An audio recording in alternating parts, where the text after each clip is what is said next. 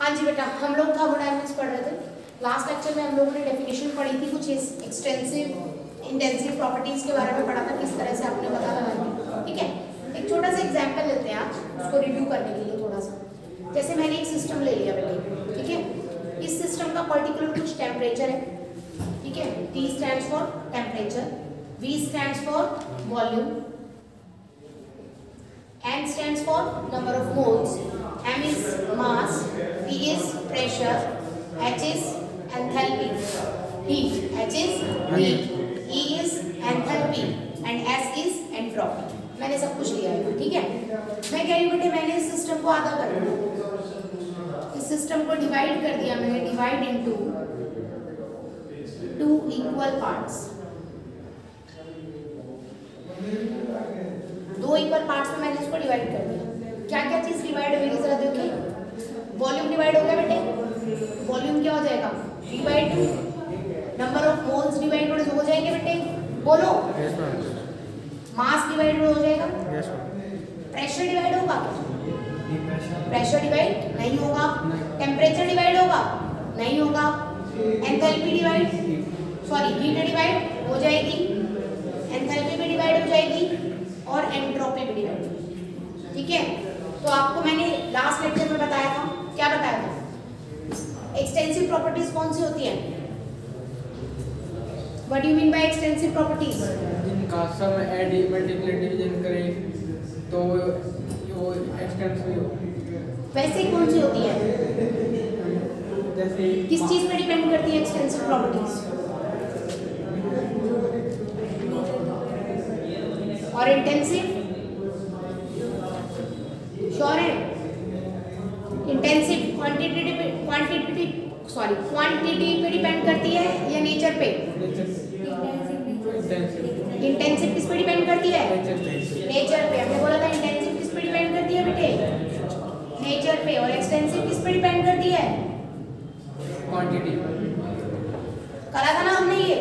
तो क्वांटिटी को हाफ करने से जो प्रॉपर्टीज बदल गई वो कौन सी कहलाएंगी? एक्सटेंसिव। ठीक है, जो नहीं बदली वो कौन सी कहलाएंगी? क्लियर होगी मेरी बात? तो इस तरह से आप पता लगा सकते हैं। बात करते हैं हीट। हीट क्या है? Disordered form of energy. Energy की फैली हुई फॉर्म एक तरह से क्या कहलाती है? हीट। क्योंकि एक ऐसी, मतलब ये अकेली एक ऐसी फॉर्म ऑफ एनर्जी है जिसको आप देख सकते हैं, मतलब प्रॉपर वो में महसूस कर सकते हैं, टच किया आपने, पता लग गया हीट है ना। तो डिसऑर्डर फॉर्म ऑफ एनर्जी को हमने क्या बोल दिया? हीट। ठीक है, हीट क्या है बेटे? ट्रांसफर करती है। हीट एक ऐसी एनर्जी है जो ट्रांसफर करती है। जैसे मैंने एक बॉडी का टेम्परेचर A ने रखा है बेटे, दूसरी बॉडी B ने रखी। इसका टेम्परेचर है T1, इसका टेम्परेचर है T2। अगर दोनों का टेम्परेचर सेम है तो दोनों में हीट ट्रांसफर नहीं होगी, लेकिन एक का टेम्परेचर कम है और दूसरे का ज्यादा है तो हीट ट्रांसफर हो जाएगी। एग्जांपल लेके चलते हैं बेटे। मैंने एक बॉटल में पानी भर रखा है, ठंडा, बिल्कुल ठंडा चिल्ड, थर्मस बॉटल नहीं है, सिंपल बॉटल है। उसके ऊपर मैंने कपड़ा लपेट दिया। थोड़ी देर बाद कपड़ा भी क्या हो जाएगा? ठंडा हो जाएगा, क्योंकि कपड़ा ज्यादा गर्म था, या आप कह सकते हो कपड़ा नॉर्मल टेम्परेचर पे था, उतना ठंडा नहीं था जितना ठंडा पानी था। तो पानी की हीट ट्रांसफर हो गई किस पे? कपड़े। बात समझ आई? तो energy is transfer due to temperature difference, उसी को हम क्या बोलते हैं? हीट।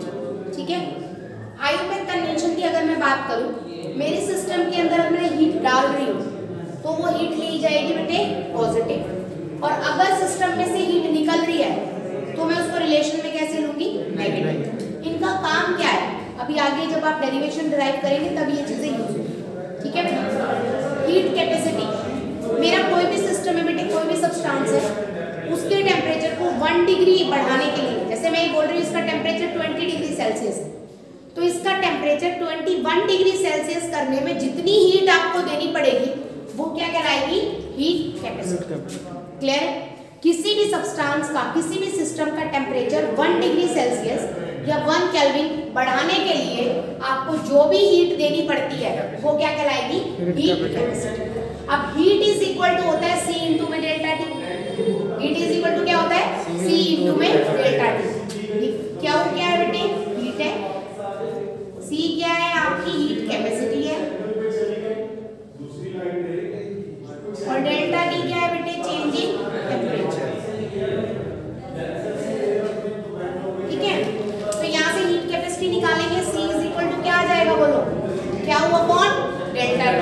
निकाल सकते हैं। यहाँ से बेटे यहाँ से निकालो, C इज इक्वल टू क्या आ जाएगा, क्या हुआ फॉर्म में। कोई डाउट बचा यहाँ तक? क्लियर होगी मेरी बात? ठीक है, अगर मेरा चेंज इन टेम्परेचर कितना है 1 डिग्री सेल्सियस या फिर 1 केल्विन, तो डेल्टा टी की जगह मैं लिख सकती हूँ कितना बेटे बोलो, या तो 1 डिग्री सेल्सियस या फिर 1 केल्विन। तो खत्म हो गया, ये 1 आ गया इसकी जगह, तो क्या इज इक्वल टू कितना आ गया, समझ गए? नेक्स्ट मैं यूनिट की बात अगर करूं तो क्या is equal to C into में डेल्टा टी लिया बेटे, C की वैल्यू क्या आ जाएगी, डेल्टा टी डिवाइड हो जाएगा क्या वो कौन में, डेल्टा टी। मुंह में दही जमा रखी है, बोलो C इज इक्वल टू क्या आ गया, क्या वो कौन में, डेल्टा टी। क्या की वैल्यू क्या है बच्चा, हीट की यूनिट क्या होती है, जूल, और टेम्परेचर की यूनिट क्या होती है, या तो सेल्सियस या केल्विन।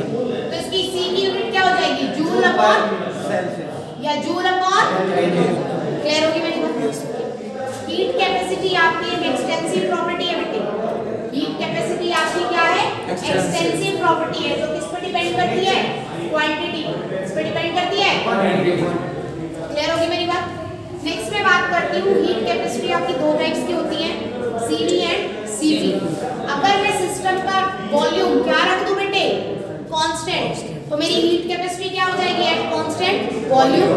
और अगर मैं सिस्टम का क्या प्रेशर कांस्टेंट कर दूं, तो मेरी हीट कैपेसिटी क्या हो जाएगी, at constant pressure.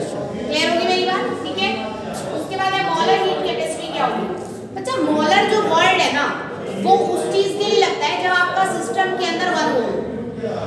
Molar word हर उस सिस्टम के लिए लग जाता है जिसके अंदर नंबर ऑफ मोल्स कितने हो, 1 हो। तो हीट कैपेसिटी की डेफिनेशन क्या थी, it is a heat required to raise the temperature by 1 degree Celsius. Molar word लगा है तो 1 मोलर सब्सटेंस। क्लियर होगी बात बेटे? तो Cm से मैंने इसको डिनोट किया है, C मतलब हीट कैपेसिटी, M मतलब मोलर। अब नंबर ऑफ मोल्स पे डिपेंड करती है, तो क्या हो is equal to NCM delta T। Clear है बेटे? Cm की वैल्यू अगर मैं निकालूं क्या हो कौन में, N डेल्टा T, क्या हो क्या है, हीट, वैल्यू क्या होगी इसकी, जूल, N क्या है, नंबर ऑफ मोल्स, और डेल्टा T क्या है बेटे, चेंज इन टेम्परेचर। क्या हो की यूनिट क्या होती है, जूल, नंबर ऑफ मोल्स की क्या होती है, मोल, और टेम्परेचर की क्या होगी, सेल्सियस या केल्विन। तो जूल पर मोल पर केल्विन। क्लियर है मेरी बात? ठीक है, मोलर हीट कैपेसिटी कौन सी प्रॉपर्टी है बेटे, इंटेंसिव। क्यों इंटेंसिव, किस पे डिपेंड करती है, अमाउंट तो आपने फिक्स कर दिया। मोलर हीट कैपेसिटी में अमाउंट तो आपने फिक्स कर दिया, कितना है, 1 मोल। तो क्या ये एक्सटेंसिव होगी, नहीं। सब्सटेंस जब आपने फिक्स कर दिया, अमाउंट आपने फिक्स कर दिया, तो वो प्रॉपर्टी कैसी रहेगी, क्लियर होगी मेरी बात बेटे? नेक्स्ट स्पेसिफिक हीट कैपेसिटी, जब भी आपका अमाउंट फिक्स होगा तो वो प्रॉपर्टी इंटेंसिव बन जाएगी, बस ये याद रखना, ठीक है? It is the heat required to raise the temperature by 1 degree Celsius. Heat capacity की डेफिनेशन है बेटे, बाय किस चीज का, बच्चा बोलो, 1 ग्राम का।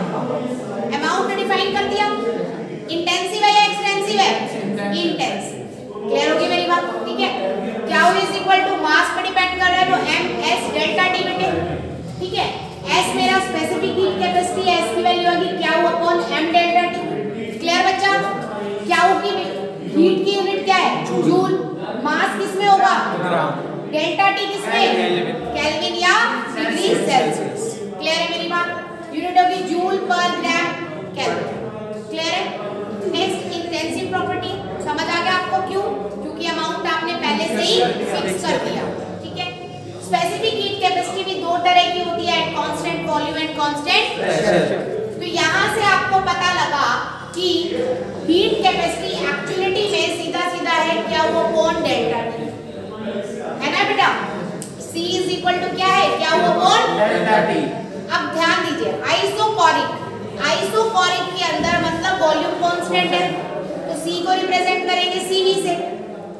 आइसोबारिक मतलब प्रेशर कांस्टेंट है, C हो जाएगा Cp। आइसोथर्मल, आइसोथर्मल में क्या कांस्टेंट है, डेल्टा T। तो डेल्टा T की वैल्यू अगर 0 होगी तो C क्या हो जाएगा, इन्फिनिटी। क्या हो जाएगा, और इसी तरह से एडियाबैटिक में Q की वैल्यू 0 होती है बेटे, तो C भी क्या हो जाएगा 0। क्लियर होगी मेरी बात? समझ आए ये कंसेप्ट? कॉपी कीजिए। नेक्स्ट हम डिस्कस कर रहे हैं बेटे रिवर्सिबल प्रोसेस और इरिवर्सिबल प्रोसेस। अब तक आपको लग रहा होगा रिवर्सिबल प्रोसेस कैसी होती है, जो वापस चल सके, है ना। तो वो वापस कब चल सकती है? जब उनके चलने की स्पीड बहुत ही स्लो होगी, तभी तो आप उन्हें पीछे की तरफ धगा सकते हैं। अगर वो एकदम से बहुत स्पीडली चली जाएगी तो आप उन्हें पीछे की तरफ नहीं धगा सकते। तो ऐसी प्रोसेसेस जो बहुत ही स्लो स्पीड से चलती हैं उन्हें हम क्या बोलते हैं? Reversible processes. तो it occur in infinite step and infinite time. मतलब इनफाइनाइट स्टेप्स में खत्म होगी, इतनी स्लो चलेगी कि आप उसे इजीली पीछे की तरफ कोई भी फोर्स अप्लाई करके उसको मूव ऑन कर सकते हैं, ठीक है। It is made quasi static process. Quasi static process उन प्रोसेसेस के लिए वर्ड क्यों यूज किया जाता है बेटे, जो बहुत ही ज्यादा स्लो चलती हैं, मतलब एक्सट्रीमली स्लो चलने वाली प्रोसेसेस को हम बोलते हैं क्वासी स्टैटिक प्रोसेस। ऐसी प्रोसेस जो इनफाइनाइट स्टेप्स में खत्म होगी, इतनी स्लो होगी कि बहुत सारी प्रोसेसेस होंगी उसके अंदर, तब जाके वो खत्म होगी। ऐसी प्रोसेसेस को हम बोलेंगे क्या? Quasi static process. और जितनी भी क्वासी स्टैटिक प्रोसेसेस होती हैं, जितनी भी इनफाइनाइटली स्लो प्रोसेसेस होती हैं, उनको हम किस में काउंट करते हैं बेटे? रिवर्सिबल प्रोसेस में। तो रिवर्सिबल प्रोसेस में है क्या?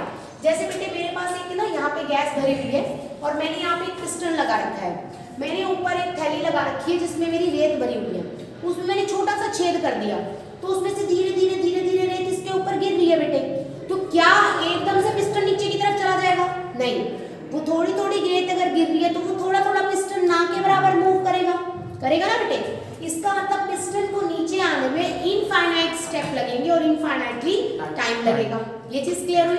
अब बेटा अगर मैं कह रही हूँ कि वो बिल्कुल यहाँ पर आ गया, देखो आपको मैंने दिया है बहुत ही थोड़ा सा चेंज, है ना, कि थोड़ा फोर्स लग के वो थोड़ा सा यहाँ पे आ गया है, तो ये जो चेंज है बेटे वो कितना है राजे? डीपी।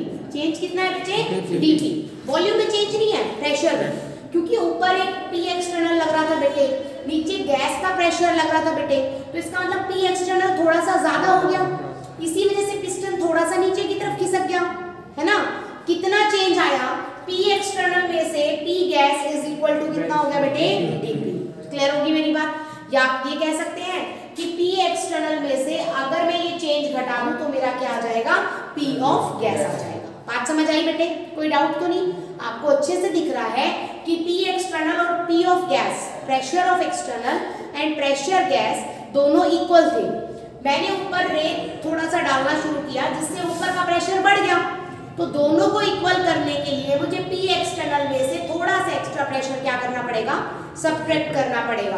तो आप इसको ऐसे भी लिख सकते हैं, that is P external minus DP is equal to P of gas. बात एक ही है बेटे, ठीक है। तो DP is very small, DP जो है वो चेंज बहुत ही थोड़ा होगा। आप इस बात को प्रैक्टिकली करके देखिए कि अगर रेत का धीरे धीरे गिर रहा है तो पिस्टन भी धीरे धीरे नीचे खिसकेगा, और वो इतना धीरे होगा कि आपको नजर ही नहीं आएगा। बात समझ आ गई बेटे? System is in equilibrium with surrounding at each point during process. मतलब वो अगर आपको चेंज नजर ही नहीं आएगा तो इसका मतलब आपके अकॉर्डिंगली तो चेंज हो ही नहीं रहा। इसका मतलब सिस्टम मेरा हर पॉइंट पे सराउंडिंग के साथ क्या है बेटे? इक्विलिब्रियम में, उसके अंदर कोई भी चेंज नजर नहीं आ रहा। दो फोर्सेस काम करती हैं, एक ऊपर से प्रेशर की फोर्स जिसे हम बोलते हैं ड्राइविंग फोर्स, और एक नीचे से फोर्स जो उसको रोकती है जिसे हम क्या बोलते हैं? Opposing force. यहाँ पर इन दोनों फोर्सेस में जो डिफरेंस है वो ना के बराबर है, तभी तो बेटे आपको हमेशा वो एक जैसा लगेगा। अच्छा नीचे तो जा ही नहीं रहा, अच्छा अब देखा तो भी आपको नीचे नहीं जाता हुआ नजर आएगा। मतलब आपका जो सैंड की वजह से जो प्रेशर लग रहा है वो इतना धीरे होगा कि आपका पिस्टन नीचे की तरफ सरकता हुआ आपको नजर ही नहीं आएगा। तो आपको ये लगेगा कि ड्राइविंग फोर्स और अपोजिंग फोर्स दोनों क्या है बेटे? इक्वल है, तो उनमें डिफरेंस क्या है? ना के बराबर। क्लियर होगी मेरी बात? और सिस्टम और सराउंडिंग दोनों हमेशा ही किसमें नजर आएंगे? इक्विलिब्रियम में। सेकंड पॉइंट मैंने लिया है इरिवर्सिबल प्रोसेस का। इरिवर्सिबल प्रोसेस का मतलब क्या है बेटे? मेरे पास अच्छा खासा 2-3 किलो का मास है, ठीक है, मेरे पास, मैंने यहाँ से इसको रब करके आपको दिखा देती हूँ व्हाट आई हैव डन। मेरे पास अच्छा खासा बेटे 4-5 किलो का एक मास था और मैंने इसको यहाँ पटक दिया, ऐसे यहाँ पे इसको फेंक दिया, तो पिस्टन एकदम से नीचे जाएगा बेटे? जाएगा ना? होगी, बहुत ही स्लो होगी और फाइनाइट स्टेप में मतलब काउंटेड स्टेप में कंप्लीट हो जाएगी। ठीक है बेटे, तो it occur in definite step and definite time. It occurs very rapidly, बहुत ही जल्दी फास्ट होगी। It takes place against constant external pressure. इस प्रेशर के खिलाफ प्रेशर लग रहा है बेटे, ऊपर से आपने मास डाला तो इस प्रेशर के साथ इसका प्रेशर मिलके क्या हो जाएगा, ये पिस्टन यहाँ पर आ जाएगा, कहीं नीचे आ जाएगा ना बेटे, और ये बॉक्स ऐसे रखा होगा इसके ऊपर, है ना। तो आपको चेंज नजर आएगा ना बेटे। तो क्या डीपी वेरी स्मॉल है? नहीं। तो यहाँ पर P external minus P gas is equal to DP क्या होगा, बहुत ही लार्ज डिफरेंस होगा। तो मैं कह सकती हूँ कि पी ऑफ गैस मेरा ना के बराबर है ना, तो मैं कह सकती हूँ P external is equal to मेरा क्या हो जाएगा, लगभग डीपी। तो पी एक्सटर्नल मेरा क्या है यहाँ पर, कांस्टेंट है। क्लियर होगी मेरी बात बेटे? ठीक है, पी एक्सटर्नल को आपको कांस्टेंट रखना है, 10 हटा दीजिए। पी बाहर वाले प्रेशर को आपको कांस्टेंट रखना है, आपको एक्स्ट्रा प्रेशर अप्लाई करके सिस्टम को देखना है। ठीक है बेटे, तो सिस्टम इन और इक्विलिब्रियम में होगा कि नहीं, देखिए जब स्टार्टिंग की पोजीशन है उस पे आपको मूवमेंट नजर नहीं आएगी, तो उस टाइम पे इक्विलिब्रियम लगेगा, और एंड में जब यहाँ पहुंच गया उसके नीचे अगर नहीं जा सकता पिस्टन तो तब आपको इक्विलिब्रियम पे नजर आएगा। तो सिस्टम और सराउंडिंग दोनों या तो इनिशियल पोजीशन पर इक्विलिब्रियम में होंगे या फिर फाइनल में, बीच में मूवमेंट आपको नजर आएगी क्योंकि अच्छा खासा मास है और उसकी वजह से पिस्टन आपको सरकता हुआ दिखेगा। समझ आई बात बेटे? उसके बाद वर्क का मतलब क्या होता है, हीट को ट्रांसफर करने की बजाय, heat is a form of energy, मतलब एनर्जी की फॉर्म जिसको हम यूज कर रहे हैं, that is it is energy transfer, मतलब एनर्जी को ट्रांसफर करना है, लेकिन बेटे टेम्परेचर ट्रांसफर नहीं करना। अगर आपने टेम्परेचर को ट्रांसफर कर दिया तो हीट बन गई, है ना। तो एनर्जी को ट्रांसफर करना किसी भी मोड में, किसी भी तरह, धक्का मार के अगर आपने एनर्जी को ट्रांसफर करा तो आपने मैकेनिकल काम कर लिया, दैट इज वर्क डन हो गया मैकेनिकल। अगर आपने एनर्जी को इलेक्ट्रिकल एनर्जी में ट्रांसफर कर दिया तो इलेक्ट्रिसिटी वाला वर्क डन हो गया। तो एनर्जी को हीट छोड़ के बाकी किसी भी फॉर्म में ट्रांसफर करना क्या कहलाता है बेटे, वर्क डन। वर्क डन दो टाइप का, इलेक्ट्रिकल और मैकेनिकल। ठीक है, it is a ordered form of energy, proper ordered है बच्चा, आपकी डिसऑर्डर्ड हीट की तरह डिसऑर्डर्ड फॉर्म ऑफ एनर्जी नहीं है। वर्क डन से अगर आपको हीट देनी है, मतलब आपने काम किया और उसको कन्वर्ट किया हीट में, तो पूरी तरह से कन्वर्ट हो जाएगी। ठीक है, लेकिन अगर आप हीट को वर्क डन में वापस से कन्वर्ट करेंगे तो पूरी तरह से कन्वर्ट नहीं होगी। बात समझ आई? दिखा है, ये ऑर्डर्ड है बेटे, कंप्लीट ट्रांसफर है, यहाँ पर डिसऑर्डर्ड है बेटे, कंप्लीट ट्रांसफर नहीं। ठीक है, वर्क आपका दो तरह का होता है, PV work and non PV work. PV W is equal to work done is equal to force into displacement, सभी पढ़ते आए हैं, है ना। तो फोर्स इज ए प्रेशर और डिस्प्लेसमेंट इज वॉल्यूम।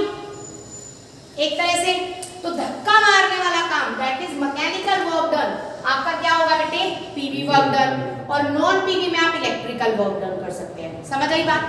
अब धक्का मारने वाले काम का मतलब क्या है, मतलब जैसे यही मैंने एक गैस ले लिया बेटे, इसको मैं ऐसे ले रही हूँ, यहाँ पर मैंने ये नहीं लगा रखा, ठीक है, ये ऐसे एक पिस्टन लगा हुआ है, यहाँ से मैंने पी ऑफ गैस अप्लाई किया। बच्चे यहाँ पर गैस अगर आपने ज्यादा कर दी, गैस का प्रेशर अगर ऑटोमेटिकली ज्यादा हो गया तो पिस्टन कहाँ चला जाएगा, ऊपर चला जाएगा, हो जाएगा ना। तो गैस एक्सपेंड हो गई, तो वर्क डन कौन सा हो गया, एक्सपेंशन वाला। लेकिन अगर मेरा पी एक्सटर्नल बढ़ गया ऊपर से, तो पी पिस्टन यहाँ पर कहीं आ जाएगा बेटे, इसका मतलब गैस क्या होगी, कंप्रेस हो गई, तो मेरा वर्क डन कैसा आ जाएगा, कंप्रेशन। क्लियर है? एक्सपेंशन और कंप्रेशन हम नेक्स्ट लेक्चर में करेंगे, कॉपी कीजिए।